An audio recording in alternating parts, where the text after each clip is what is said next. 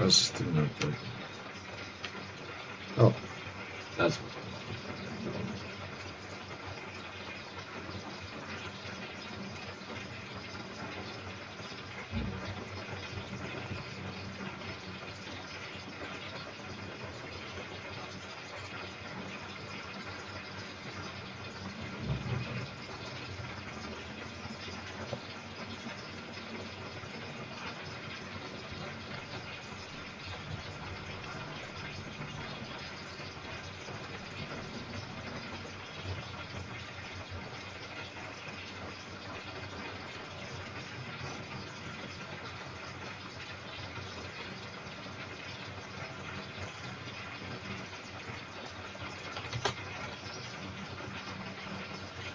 Hell, websites.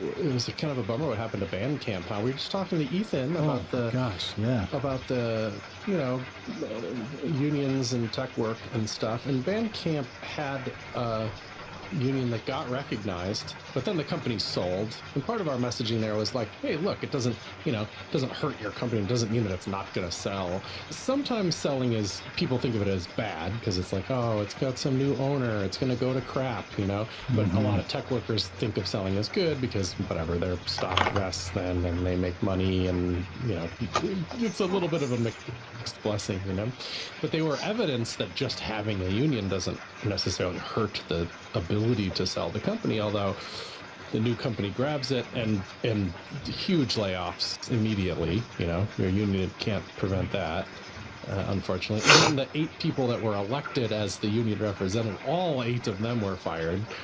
See, that seems sus, right? Like, it does seem sus, and they issued a statement. Songtrader did. There was like, oh, we didn't know they were the elected people. And you're like, you had a meeting with all 8 of them, so you kind of did, Yeah. So, yeah, I mean, like, if a company gets sold, it's like, clearly they weren't making money hand over fist, so layoffs are probably imminent. That's, it's part of the probably, or like, maybe it was, and like, there's a focus issue. There's a focus issue, like it doesn't align with what the broader company Epic Games is doing or whatever, right? But like, this one does just seem like we don't want unions, goodbye union reps, like cut off the head of the snake, if you will, or whatever. So yeah, that's seems like there's so few people left too. They probably have a hard time getting enough power to get it re-recognized. Right, and like this, like Songtrader or Epic, are they just like, we'll take a federal lawsuit, like NLRB or whatever, like we'll just absorb that cost in the acquisition or the price of doing business, like how did? It's really curious to me, like why they would say no, I mean, unless the union made unreasonable demands, but it didn't. I don't know. It didn't seem like it. I think people are just kind of like, we just want to keep our job, So yeah.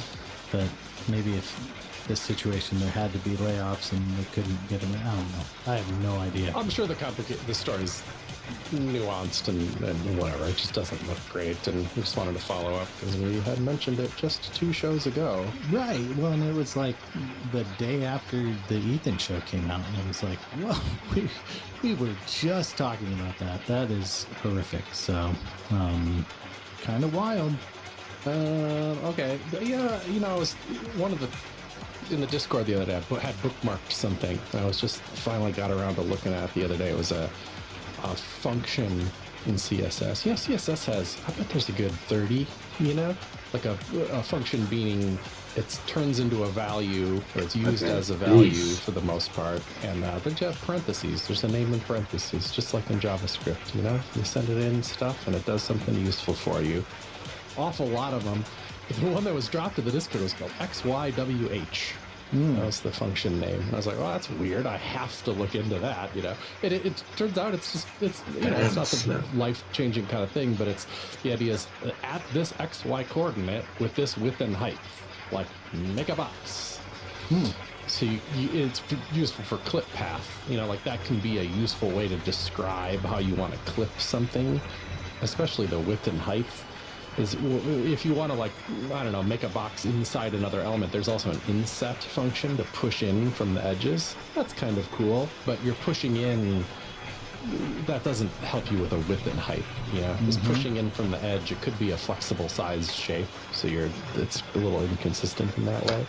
And the XYWH has another thing that it can do where it can say round at the end, and then you can pass it in any border radius value too. So not only are you making this basic shape, but the basic shape can have a border radius on it too, which is also not possible with inset. So I was like, hey, good job, CSS. Nice slipping in little interesting, cool things it can do. This is weird. Yeah, I'm looking at it. So X, Y is like your start coordinates, right? Or yeah, and X, then, Y, you know, which is not logical, but I don't blame them necessarily.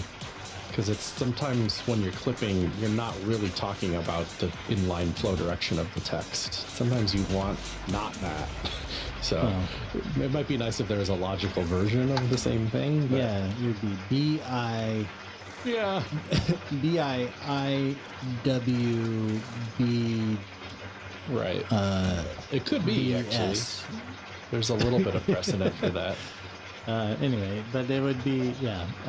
But then and then the WH is like how big from here do you go? Sort of like a, I don't know, SVG rectangle, like start here and then start here go to and here. then get bigger. Yeah, like a pen, you know. Yeah. Instructions to move. Okay, from it doesn't need to just take as the width long. and height of the box that you're representing. Yeah. Over on my blog, I put a good. I stole it a little bit from the MDN example, but I thought it was interesting. Imagine you have like a car, and the car is going around a path, but the path has a hard edge on it, like a 90-degree turn. Well, I took the demo and I said, well, then make the path that is drawn doesn't have to be 100% exactly the same as the path that you animate the object along. So I made a box that animates it along that path, but rounded the edges by like 8 pixels. And that way, when, you know, the car is going along this, what looks like a square path, when it hits an edge, it still turns. There's still a turning animation on the car because it's following the border radius rather than instantly turning from, say, heading upwards to heading right. It's a little hard to describe, I guess, with audio, but you can imagine following a nice curved path is a little more aesthetically pleasing to watch than a other one. Hey. Interesting. That Hey. would be cool for like a little effect, just to make a little like circle, like flip around or something like that. That'd be kind of cool. Kind of cool. Here's another one, round. Didn't know that was a thing, but I saw a pen from Jane Ori, and she was saying it's not in Chrome. It's in everything but Chrome. Everything but Chrome. Everything but Chrome. What a wild world we live in. I know, that's weird. And one of the ideas is that you can round it to an interval of your choosing. So instead of it doesn't just round 1.08273 to 1. You can say you can round it up or down, or you can say, round to the nearest 25 pixels or 100 pixels or 50 pixels, which is, I can imagine being a kind of a useful thing. So it was pretty easy to cook up a demo where dragging something around would kind of snap into a predefined slot. So I imagine for people building this kind of, Trello board kind of thing or whatever, that kind of thing could be useful. Yeah. Card machine, yeah, right, or games or whatever. It's it's like you can replicate that kind of thing in JavaScript a little bit, but putting that down a level, shift left, get it onto the primitives, it looks pretty good. Yeah. So round in CSS, pretty good. I didn't even know that was being talked about. That's kind of cool. I know. This stuff just arrives now. It's pretty wild. Yeah. Wow. I saw one from Bramus, at Google. Van Dam posted about a function. I'm just on the CSS functions kick. called light dark. So if you define a color scheme at the root of your document, you say light and dark, which is saying, hey, I'm a website, I've got light and dark modes. It means that if the system is on, it doesn't actually help you change colors that well on a website, but it is saying like when the website is in dark mode, then stuff like checkboxes and stuff and scroll bars will turn dark, because you're saying I support that mode, I'm doing other things to support that mode. Well, that's neat. But this new light dark function that actually helps you change colors when they're in those modes. So you can get light dark, it has to be colors, and there can only be two of them. That doesn't work. It's the color that applies in light mode, the color that applies in dark mode. Like, how useful is that? So now you can say, oh, text color is, it's light in light mode and it's dark in dark mode. I versa. saw this one. This one sort of melted my brain a bit. I think it's cool. I backed out of using color scheme light dark. Because Safari is weird. But maybe this is the fix. Because the thing with Safari was there was like links were like an unusable purple, but I could do color scheme light dark and just optimize. Whatever, link color, better purple or something. I don't know. I backed out of Safari because it was weird. It means you don't. It essentially means you don't have to write the rather long. That prefers media color scheme dark. Change a variable. You just don't have to do that. So it's not. It wasn't impossible to do otherwise. It's just a lot. It feeds nicer to me. Less crap in the way. Okay. Question. It's question. It's question. Me. Should we stop at light dark? Or should we have like sepia or custom colors? There's forced colors as well, but that's kind of an accessibility tool, so maybe we punt on that for a sec. But like, what, I don't know. Is light dark enough, or do we need more? I think when you're designing the system of CSS, you need more. Like, I don't think that's CSS's job is to say, there should only ever be 2 themes on a website.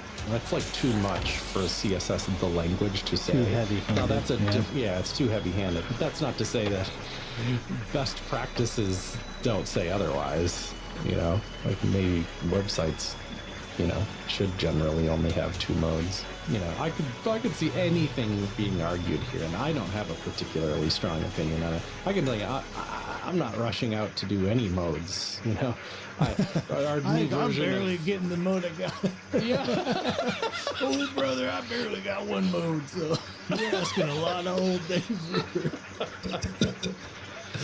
God dang right, that was too much, and our new version of CodePen has light and dark, and it was a freaking journey, and I found a little bug with it yesterday. I put a PR in, I know nobody else can see this. We're still kind of pre-alpha here, so, but it looks good, but I tell you, it was a non-trivial thing to get in there. But I did want the system in place, because it does seem to me that's, especially for an app-like thing that people spend a bunch of time in, that having the ability to do themes is a good idea. Well, I just looked at your post. It looks like there's a schemed color, right? Like, well, exactly that. So that they're not trying to be heavy-handed about this. They're saying this is a stepping stone property towards a more robust theme function. And Bramus goes into this in more detail in the blog post. You should read that. But the idea is that it can take any